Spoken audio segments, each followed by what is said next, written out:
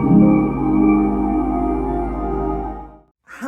it's Anne-Marie from Charmed Live Therapy again, back with another little check-in with you about the Ends With Us drama. I look to have a very shiny face today. It's very hot outside here. Yeah, I've been missing for a couple of days and lots has been happening, so yeah, it'd be interesting to see what you all think of it. We're starting to get a bit of relief, I would say, from all the doom and gloom of a week or so ago. It's starting to feel like maybe we've got a chance again. I think it would be safe to say. I was just reading some of the stuff. I've been kind of keeping track of it the last couple of days and I found it very interesting. You know, like, I'm not saying that what Simone Biles said the other day on Twitter or X or whatever it was in a response to Riley Gaines' a little comment about the girls' baseball team and the star pitcher being a boy, and Simone Biles' response to that. But I do find it interesting that how quickly she's tanked kind of her reputation and what people feel about her, and it does seem now like we'll have more people come out and say that they feel like they were bullied by her. And I just find that kind of interesting, really, to compare that to Blake Lively.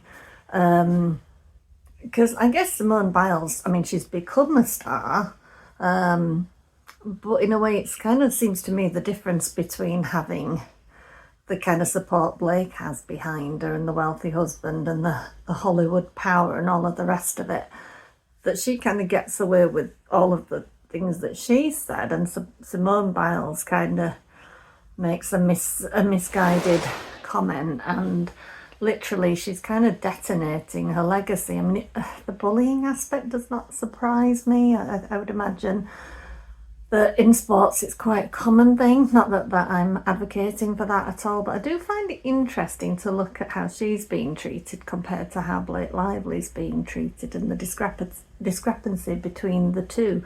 Blake's getting a much easier pass of it.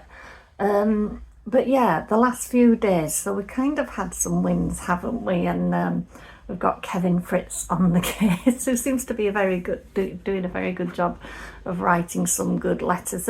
It's more about what I said in the last video. So kind of we've had that Blake Lively side were trying to compel, weren't they, certain members of Wayfarers organisation, ex-employees, third parties that were located in LA and Atlanta, filed a motion to compel in New York court. And judge says, well, you're filing it in the wrong court, love. You need to go sort that out in Atlanta and LA, because there's nothing he can do to compel those people to present the materials. Blake's side was kind of arguing that Wayfarer really in effect had taken it upon themselves to be the ones responsible for those people presenting the required information, that they were kind of handling it, how the information came from those people's devices and the information was collated. So they were kind of trying to say that Wayfarer interjected themselves in that situation. I guess they were implying maybe that was a stalling manoeuvre or something. So I don't know what happens there now, whether they kind of have to file motions to compel in LA and Atlanta, I imagine, if New York can't do anything about that. So whether those people, I presume they will still have to produce that information, but it was nice to get a little win, wasn't it? You know, we certainly needed a little win or two.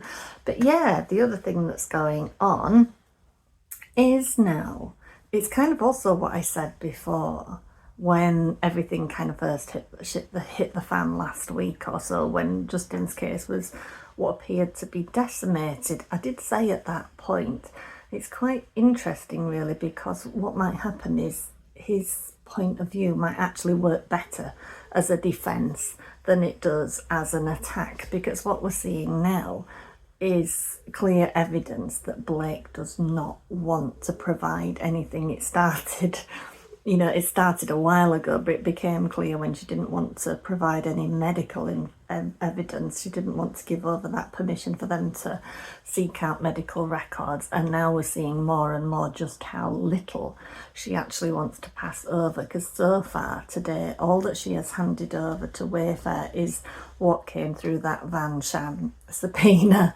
So it's like the information that came out of that. She's not wanting to provide anything to do with Taylor Swift. She's still trying to shut that out. She's still trying to say that I didn't bring that up. I didn't bring Taylor Swift into this. But she did. She brought Taylor into it the minute she started bandying her name all over the promotion and bigging up the relationship between the two. And as Elsie pointed out, Elsie over at Ellsrich,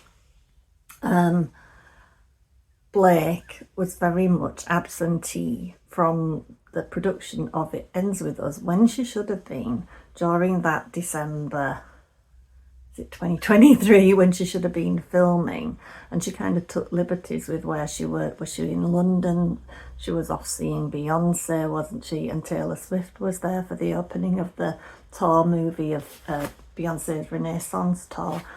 Blake wanted to be there, didn't she? And it's like, you can't extract Taylor Swift from this, because not only did you bandy her name all over the promo of it, you were seeing her during this time when you would have, if she's as friendly with you as you say she is, you would have been confiding in your friend surely, in text messages, in conversations, in emails, about the struggles you were experiencing and the SH that you'd experienced. Surely if Taylor was as good a friend as Blake is saying, which at the time she probably was, although I still think Taylor all along has probably liked Blake's company. She's probably bubbly and fun to be around, but I imagine there's always been a lot of things that have kind of bothered Taylor about Blake's attitudes and things. That would be my thinking. But yeah, so we're seeing now just how afraid Blake is and how much she wants to know what Wayfarer have already got from Taylor's camp. But my feeling is that all they have from Taylor's camp at the moment is possibly that email chain, I would imagine, between Blake's lawyers and Venable. That is about I think they only maybe have information about the threatened extortion of the text message. I would imagine that that's all Friedman has maybe right now, but I think Blake is afraid that there's an awful lot more, which is why she's trying to say, well, if you've already got it there, you don't need it from me, because it would be just duplicative.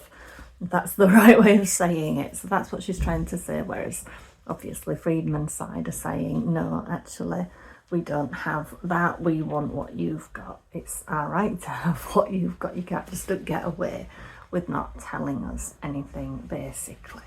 It's really interesting, isn't it, that Blake feels that she's entitled to every social media contact, every email inbox, every email or comment or phone call or text message between Wayfair and anybody, literally anywhere in the world, any kind of thing at all. She's entitled to all of that, yet she doesn't want to give anything. In fact, she's now gone so far as to issue a protective, wants to have a protective order over her communications with Taylor Swift, because I think she's absolutely terrified to give that over, and I think she's probably absolutely terrified that Taylor will or has given over text message streams, because you can imagine how mean that might have got, and the kind of things that she might have said about Team Baldoni in terms of how slimy he is potentially, or how attractive he is, how hot he is, and how she would and all the rest of it. It'll be interesting, because she surely cannot get away with not providing information at all, and she's doing everything in her power through her attorneys now to make things awkward, such as if they don't meet within 48 hours of a request of a meet and convert, she's going to try and force can I submit a 3-page letter to the judge then instead if they won't meet and confer? And that's not reasonable to me, because we're seeing time and time again now where she expects things to happen immediately, but she doesn't extend that same courtesy to the opposite side. So right now, what we're waiting for really is to see what evidence Blake is going to provide that proves that she was SH'd. So this is what we're waiting for now. It's what we've been waiting for literally all along. So far what she has provided us, or actually she didn't, Justin did. Now I come to think of it, with that video of the dance montage scene. And now we have a date as well of next week. Is it the 23rd, where Blake now is alleged to be having to appear for her deposition. It will be very, very interesting to see if that actually goes ahead. How are you feeling about it right now? Because I'm not convinced it will go ahead. I don't honestly, wouldn't we all just love to be a fly on the wall for it? Because I just honestly don't know how she's going to answer a single question, or whether she's just going to be all hands and arm movements and just say a lot of word salad as she normally does. Because how is she just going to answer a straight question? How is she going to prove this SH? Where is her facts? You know, and she will be pinned down to questions. It won't be a case that she won't be able to fob somebody off. People are going to be expecting straight answers to straightforward questions. They're going to be wanting facts. I mean, I would imagine right now there's an awful lot of preparation going on. I wonder if she's having to sit through test depositions to kind of train her into how to answer certain things. Yeah, I kind of wish it'd be so lovely, wouldn't it, if it could be televised and the rest of it. I could do with like a good laugh, I think, really. That would be quite a lot of fun. But yeah, I think there's probably people that have gotten across the legal arguments much quicker and much faster than I have. But yeah, the Taylor Swift thing, it is more that we so far have not seen any messages directly between Blake and Taylor. So that's what we need to see, basically. And if she feels like I say, if Blake feels like she is entitled to any even random conversation that anybody at Wayfarer has ever had with any member of the press, even in terms of things that have happened since the CRD. I mean, this alleged smear campaign, to my mind, it's the cut-off date for any information about it to be presented is surely the moment that she filed her CRD.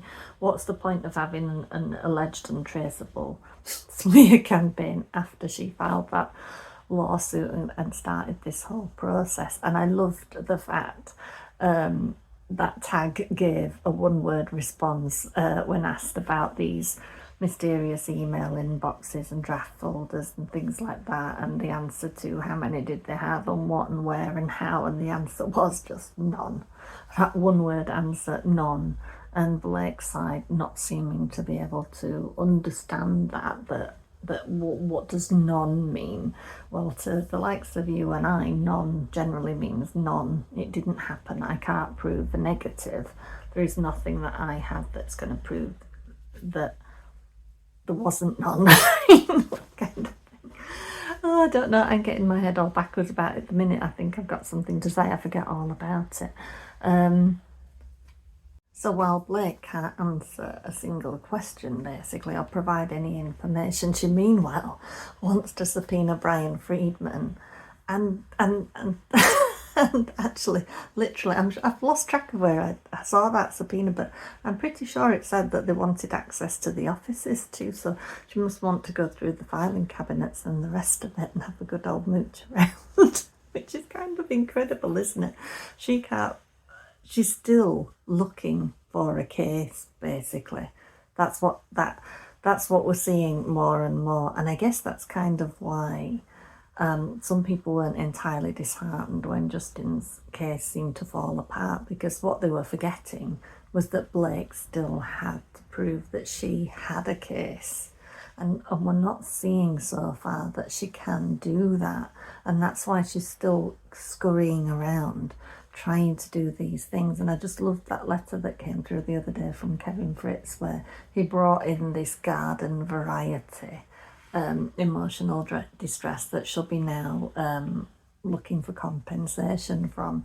And you see, that's why they're being so clever and bringing it back to Taylor Swift and the rest of it, because you're still going to have to prove garden variety emotional distress, and surely people like Taylor Swift that you were socialising with during that time. And actually the mere fact that she was jetting all over the place and indulging in social activities kind of belies this idea that she was suffering garden variety emotional distress, because most of us, if we're distressed enough and we're worried about our job, or we're worried about money, or whatever it is, or we don't feel like going back to work, we're not really out on the town and going to premieres and being photographed draped all over Taylor Swift and vice versa and the rest of it, and coming in and out of restaurants. We're sat at home worrying about the things, or trying to figure it out, or going to our union reps or our HR department or whatever it is.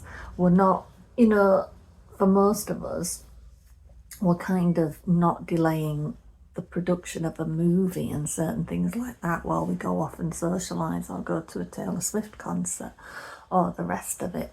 She is going to be expected to prove what was going on during these periods and who she would.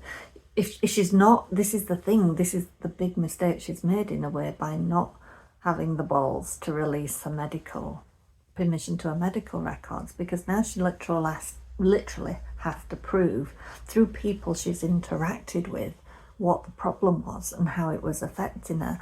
And she's not going to be able to just pick and choose who Wayfarer want to talk to about that, and that is going to be a real downfall for her. And so I still think there is a chance that as this progresses, we might still see bits more of Blake's case dropping away, potentially, as she realises how much more she's going to have to reveal, and how much more and how much more.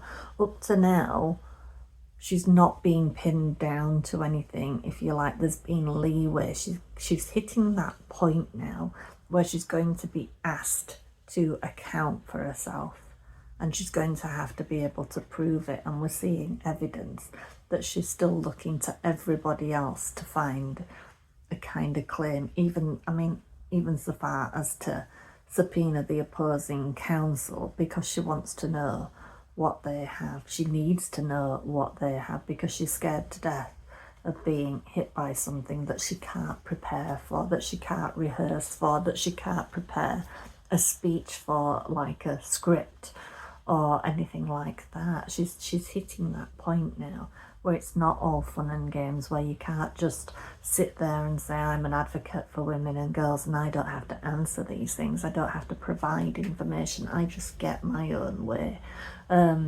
Because that's what we're seeing since I went on Court Listener and started, the amount of emails that come through where it's basically just reiterating that what she wants information now, she can't wait, because she will be worried behind the scenes, because it's becoming more and more evident that information is going to roll in slowly, and that at the meantime she has to be able to prove some stuff, and that is going to be really, really difficult for her. So you let me know what your thoughts are on it all, and what you think about this thing of, if you sort of compare the likes of Blake, who can do this to Justin, accuse him of SH and all of the other things, the retaliatory smear campaign. She can say terrible things about him. Her husband can call him a predator. They can get him sacked from his agency. They can take his movie off him. They can cause him financial damages. And that's the other thing. She has got to prove that she has suffered some financial losses from this. And so far, what is she proving there?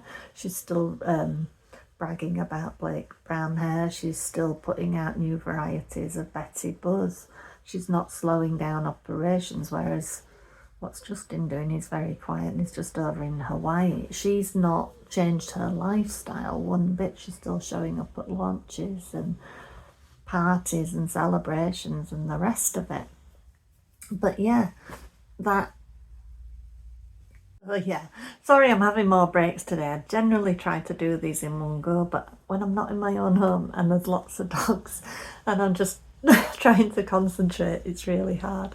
But yeah, you let me know what you think about how Blake can do all of these things and a husband can do all of these things.